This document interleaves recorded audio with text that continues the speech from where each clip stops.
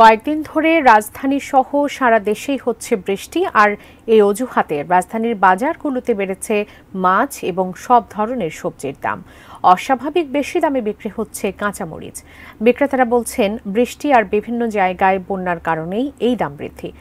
রাজধানীর কয়েকটি বাজার ঘুরে জানাচ্ছেন স্বপন আহমেদ। কয়েকদিন ধরে টানা বৃষ্টিতে কমেছে তাপমাত্রা, কিন্তু বেড়েছে বাজারের আগুন। শুক্রবার রাজধানীর মোহাম্মদপুর, মিরপুর ও আগারগাঁয়ের বাজারগুলো ঘুরে দেখা গেছে সবজির দাম গত সপ্তাহের চেয়ে কেজি প্রতি 20 থেকে 30 টাকা বেড়েছে। একই রকম বেড়েছে পেঁয়াজের দামও। সবচেয়ে দুর্মূল্য এখন কাঁচামরিচ, প্রতি কেজি 300 টাকার আশেপাশে।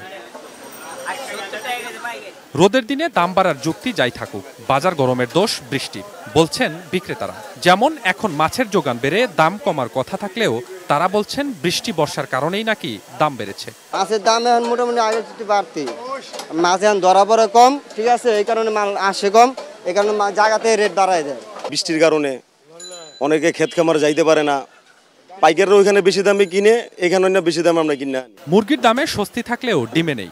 মাত্র দুদিন আগেই ডিম সিন্ডিকেটকে ভোক্তা অধিকার সংরক্ষণ অধিদপ্তর হাতে নাতে ধরলেও বাজার আগের মতোই। 1 ডজন ডিম 155 থেকে 165 টাকা। কেন এ প্রশ্নের জবাব নেই বিক্রেতাদের।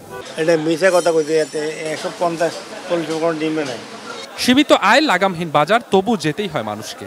যা স্বাদ কেবল তা নয়, প্রয়োজনীয় অনেক কিছুই না কিনে বা কম কিনে ফিরতে হয় বাড়িতে। বাজার তো সাধ্যের বাইরে, মানে আমাদের মধ্যবিত্তের জন্য ঢাকা ছেড়ে চলে যায়। মাছের এত দাম, এটা হতাশা হয়ে গেছে, কি খাবো কেমন এগুলো মাছ, কি দাম মাছের। মাংসের দাম প্রচুর দাম, মুরগি 320 চাই, 300 চাই। আমার তো ওইরকম ইনকাম নাই, আমরা চলমু কেমন, খামু কেমন। বাজার সহনীয় করার জন্য হলেও বৃষ্টি থেমে রোদ উঠুক, এ প্রত্যাশা সাধারণ মানুষের। Swapan Ahmed, ATN news, Dhaka.